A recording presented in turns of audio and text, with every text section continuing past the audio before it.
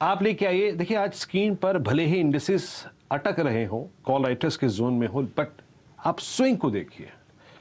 अभी आप लेके आइए हेवल्स एक बार 27 जनवरी 2022 के बाद की पूरी रेंज कटती हुई और 1333 पे राजेश सतपुते जी। हालांकि आप थोड़ा सा मंदी में है, मैं सुबह से देख रहा हूं, और लेकिन 2 मई का हाई कट रहा है यहाँ पे 1334। कोई पॉजिटिव व्यू यहाँ पर? नेक्स्ट लेवल ऑफ टारगेट क्या रहेगा?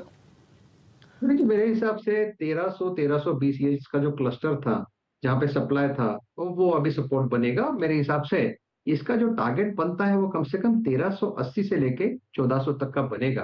तो अगर आप पोजीशन बनाई है या नहीं नहीं बनानी है तो आपको 1320 का सपोर्ट ध्यान में रखते हुए 1310 के स्टॉप लॉस के साथ लॉन्ग कंटिन्यू करना चाहिए 1380 और 1400 इस टारगेट के लिए।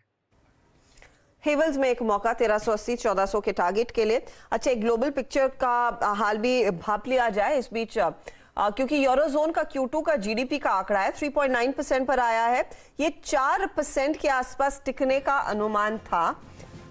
ठीक है, बस 10 बेसिस पॉइंट की ही गिरावट देखने को मिली है, तो नथिंग रियली बिग चेंज। यहाँ पर आप देखिए यूरोप में हो क्या रहा है। यूके के मार्केट्स हल्की सी गिरावट, शांत है वैसे। फ्रांस का बाजार फ्लैट है 19 पॉइंट नीचे, और डैक्स यानी कि जर्मनी का मार्केट 51 अंकों की गिरावट पर ट्रेड कर रहा है। तो यूरोपीय मार्केट का अपडेट आपकी स्क्रीन पर। फटाफट डाउ फ्यूचर्स पर भी हम बात ही कर रहे हैं ग्लोबल मार्केट्स की, तो एक बार नजर डाल लेते हैं। कल की करीब 240 अंकों की बढ़त के बाद डाउ फ्यूचर्स जो आज मेरी स्क्रीन पर दिख रहा है, डायरेक्टर साहब आपके पास अपडेटेड आंकड़ा होगा तो बताइएगा, 78 अंकों की गिरावट पर ट्रेड करता हुआ दिखाई दे रहा है। तो थोड़ा बहुत प्रेशर देखने को मिल रहा है डाउ फ्यूचर्स में, 73 पॉइंट नीचे और 60 अंकों की गिरावट नैस्डैक में। कल नैस्डैक वैसे भी कमजोर था, डाउ भागा 240 पॉइंट, नैस्डैक 25 पॉइंट गिरावट पर टिका। तो ये है फिलहाल आपके लिए ग्लोबल पिक्चर। अब लेकर आते हैं हमारे लिए समित चौहान को कार्यक्रम में। समित, आफ्टरनून, बताइए इस समय ट्रेड क्या ले रहे हैं?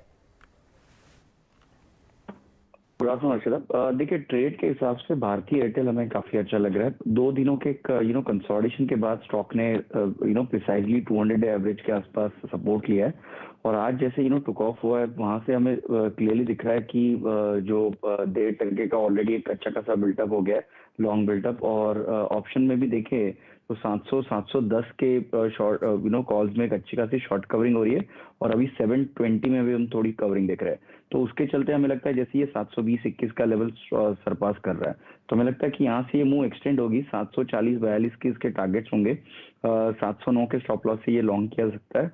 और ऑप्शन के जरिए अगर ट्रेड करना है तो 720 का कॉल ऑप्शन जो अभी 11 के आसपास ट्रेड हो रहा है, वो हम बाय करने की सलाह देंगे 4 रुपए के स्टॉप लॉस के साथ, और इसका टारगेट लगभग 23 का रहेगा।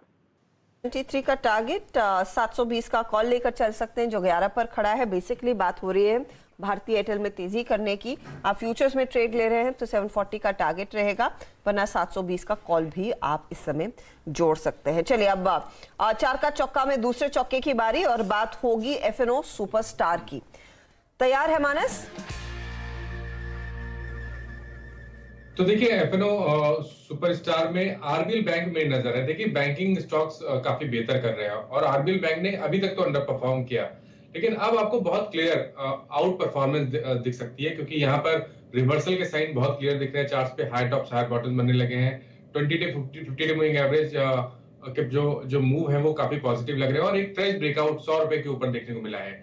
मेरा समझना है कि अब ये अपने 100 डे मूविंग एवरेज को टेस्ट करेगा, इसलिए आरबीएल बैंक में खरीदारी करनी है। 99 का स्टॉप लॉस रखिए, 106 तक के टारगेट्स देखने को मिलेंगे, और यहाँ पर 100 का कॉल ऑप्शन भी ले सकते हैं। 4 रुपए 35 पैसे के आसपास ट्रेड हो रहा है। यहाँ पर 2 रुपए 90 पैसे से के स्टॉप लॉस से खरीदारी करिए 8 रुपए की टारगेट के लिए। ओके, तो आरबीएल बैंक 100 का कॉल इस समय लेकर चलना है।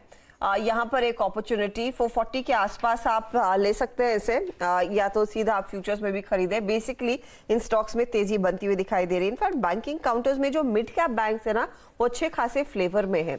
तो मानस जायसवाल कह रहे हैं 106 का टारगेट रहेगा आरबीएल बैंक में, वरना आप सीधे 100 का कॉल भी लेकर चले, जहां पर अच्छा खासा ट्रेंड तेजी का बनता हुआ दिखाई देगा।